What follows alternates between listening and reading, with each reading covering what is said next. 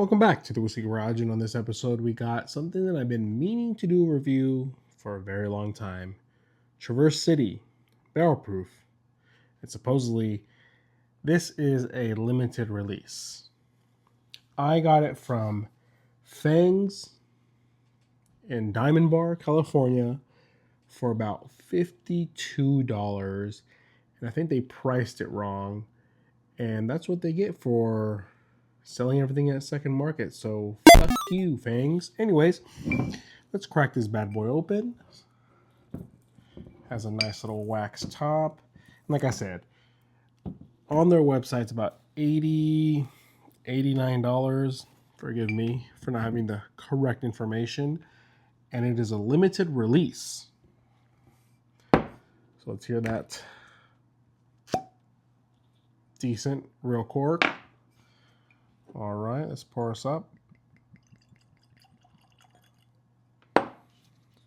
All right, and this comes in at a whopping 55.9, 111.8. God, math. We'll be right back.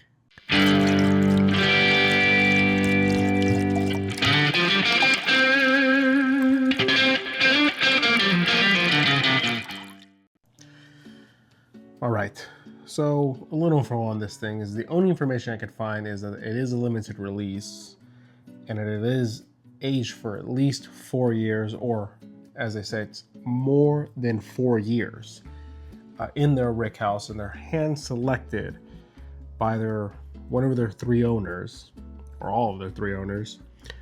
This is out of Traverse City in Michigan, which would that make them a craft distillery, since they're a lot smaller than all of us, or the big ones? But anyways, let's get this sucker on the nose. It gives very Kentucky nose on it.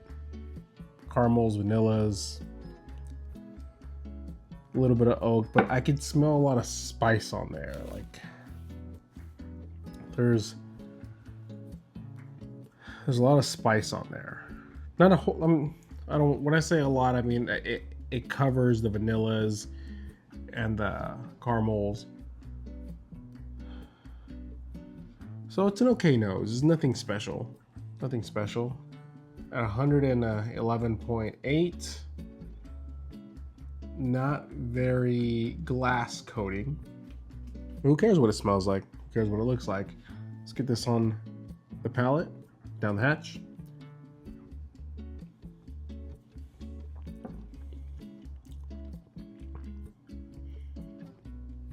So initially it gives you a little bit of ethanol kick, but then it recovers with a lot of sweetness.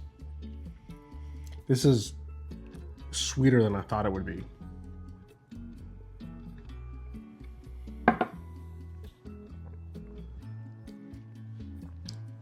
On that second sip, I get a good amount of oak on the back palate. The rich, like brown sugars, like syrupy kind of, not mouthfeel syrupy, just syrupy kind of taste, like sweetness on it. And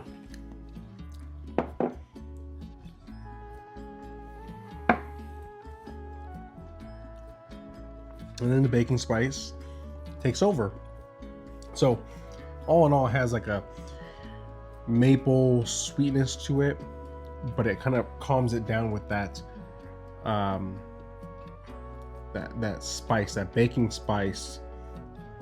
Maybe it's like a cinnamon spice in the back of the palate, and it comes in, with a good amount of oak on the front end. Now, for $89, forgive me, I forget which one it is. Would I say this bottle's worth that much? I would put it more in the 60 range. Like I said, I bought it for 52, and I think they priced it wrong, but they can go to hell. So I think at what I bought it for, great value. At $80, $90, it's kind of a push for only, 4 or more years, but nothing age shaded. But it is good. I give this a solid 7.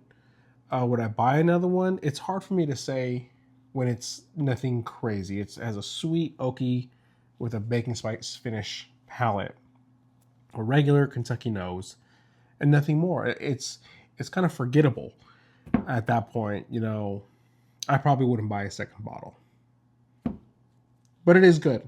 Don't get me wrong. If those are your type of notes that you enjoy and you see this all the time, you've been wanting to try it, yeah, go for it. See if you can get it on sale. But with that being said, that's my short take on that. Remember to like, follow, subscribe, and watch for more short and straight to the point reviews. Thanks, guys.